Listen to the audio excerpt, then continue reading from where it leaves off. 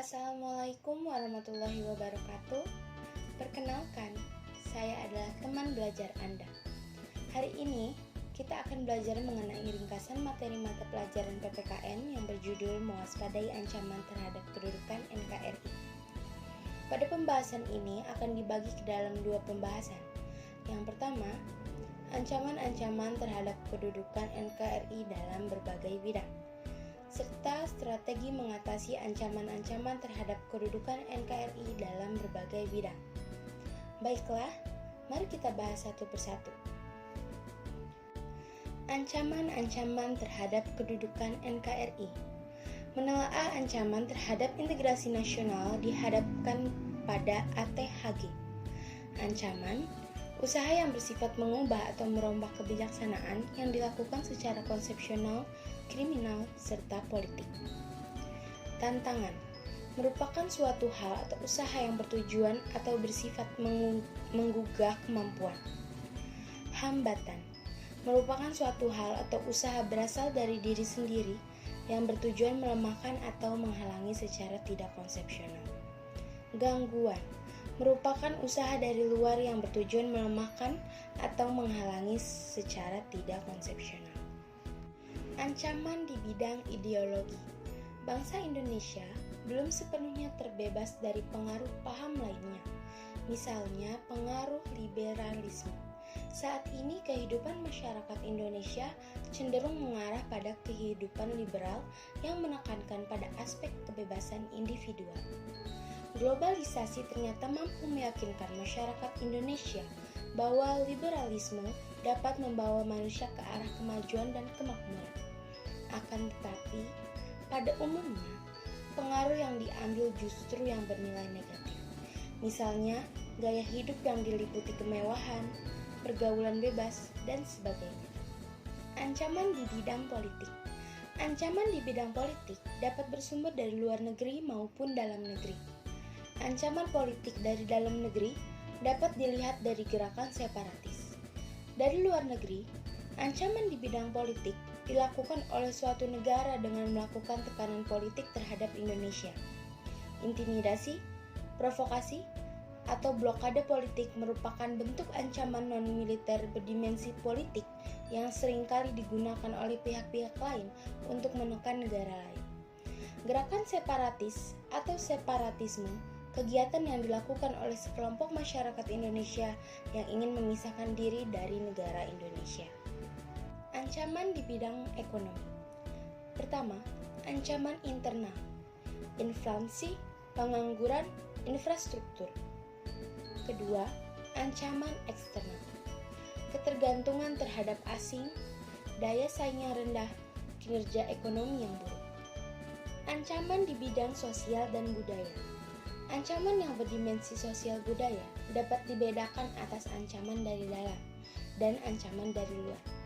Ancaman dari dalam didorong oleh isu-isu kemiskinan, kebodohan, keterbelakangan, dan ketidakadilan. Isu tersebut menjadi titik pangkalnya timbul permasalahan seperti separatisme, terorisme, kekerasan, dan bencana akibat perbuatan manusia. Ancaman dari luar timbul sebagai akibat dari pengaruh negatif globalisasi. Contoh, munculnya gaya hidup konsumtif, munculnya sifat hedonisme, adanya sikap individualisme, munculnya gejala westernisasi, semakin memudarnya semangat gotong royong, solidaritas, kepedulian, dan kesetiakawanan sosial. Semakin lunturnya nilai-nilai keagamaan dalam kehidupan bermasyarakat. Ancaman di bidang pertahanan dan keamanan. Wujud ancaman di bidang pertahanan dan keamanan pada umumnya berupa ancaman militer. Ancaman militer adalah ancaman yang menggunakan kekuatan bersenjata dan terorganisasi yang dinilai mempunyai kemampuan membahayakan kedaulatan negara, keutuhan wilayah, dan keselamatan segenap bangsa. Ancaman militer dapat berupa agresi suatu negara yang dikategorikan mengancam kedaulatan negara, keutuhan wilayah. Pelanggaran wilayah bentuk lain dari ancaman militer yang peluang terjadinya cukup tinggi adalah tindakan pelanggaran wilayah laut, ruang udara, dan daratan Indonesia oleh negara lain. Sabotase dan spionase. Indonesia memiliki sejumlah objek vital nasional dan instalasi strategis yang rawan terhadap aksi sabotase, sehingga harus dilindungi. Aksi teror merupakan bentuk kegiatan terorisme yang mengancam keselamatan bangsa dengan menebarkan rasa ketakutan yang mendalam serta menimbulkan korban tanpa mengenal rasa perikemanusiaan. Strategi mengatasi ancaman di bidang ideologi dan politik. Bangsa Indonesia harus mampu menunjukkan eksistensinya sebagai negara yang kuat dan mandiri. Namun, tidak saling meninggalkan kemitraan dan kerjasama dengan negara-negara lain dalam hubungan yang seimbang. Saling menguntungkan, saling menghormati dan menghargai hak dan kewajiban masing-masing. Untuk mencapai hal tersebut, bangsa Indonesia harus segera mewujudkan hal-hal sebagai berikut. Mendukung pengembangan politik yang demokratis, memberikan pengetahuan politik terhadap masyarakat sipil, memerintahkan segenap lembaga politik dalam negeri untuk menjalankan fungsi serta perannya secara benar, menjalankan pemerintahan yang bersih, adil, dan berwibawa untuk memperkuat kepercayaan rakyat dan memperkuat persatuan bangsa. Memperkuat kedudukan Indonesia di mata hukum dan politik internasional, menegakkan supremasi hukum. Strategi mengatasi ancaman di bidang ekonomi. Sistem ekonomi kerakyatan merupakan senjata ampuh untuk melumpuhkan ancaman di bidang ekonomi dan memperkuat kemandirian bangsa kita dalam semua hal. Untuk mewujudkan hal tersebut, perlu kiranya segera diwujudkan hal-hal di bawah ini.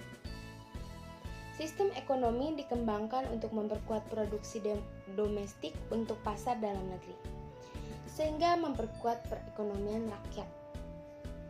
Pertanian dijadikan prioritas utama, karena mayoritas penduduk Indonesia bermata pencaharian sebagai petani. Industri-industri haruslah menggunakan bahan baku dari dalam negeri, sehingga tidak tergantung impor dari luar negeri. Diadakan perekonomian yang berorientasi pada kesejahteraan rakyat. Artinya segala sesuatu yang menguasai hajat hidup banyak orang haruslah bersifat murah dan terjangkau. Tidak bergantung pada badan-badan multilateral seperti pada IMF, Bank Dunia, dan WTO. Mempererat kerjasama dengan sesama negara berkembang untuk bersama-sama menghadapi kepentingan negara-negara maju. Strategi mengatasi ancaman di bidang sosial dan budaya. Strategi bangsa Indonesia dalam mengatasi ancaman di bidang sosial budaya dilakukan dengan memelihara keseimbangan dan keselarasan antara manusia dengan alam semesta, manusia dengan masyarakat, serta keseimbangan lahir dan batin. Kesadaran akan pentingnya keselarasan dan keseimbangan melahirkan adanya toleransi yang tinggi dan menjadi wadah bagi bangsa Indonesia untuk bersatu. Oleh karena itu, bangsa Indonesia memiliki semboyan Bhinneka Tunggal Ika. Dengan semboyan tersebut, bangsa kita berusaha menyatukan keanekaragaman suku, agama, ras, bahasa, adat istiadat, kesenian, dan kebudayaan yang berbeda-beda dalam satu ikatan. Selain itu juga, kita harus meningkatkan penghayatan dan pengamalan Pancasila. Strategi mengatasi ancaman di bidang keamanan dan ketahanan. Ancaman militer akan sangat berbahaya apabila tidak diatasi. Oleh karena itu, harus diterapkan strategi yang tepat untuk mengatasinya.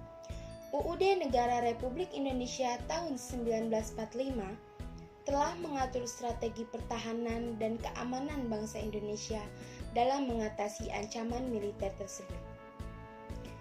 Pasal 30 ayat 1-5 UUD Negara Republik Indonesia tahun 1945 menyatakan bahwa tiap-tiap warga negara berhak dan wajib ikut serta dalam usaha pertahanan dan keamanan negara. Usaha pertahanan dan keamanan negara dilaksanakan melalui sistem pertahanan dan keamanan rakyat semesta oleh Tentara Nasional Indonesia, dan Kepolisian Negara Republik Indonesia sebagai kekuatan utama, dan rakyat sebagai kekuatan pendukung.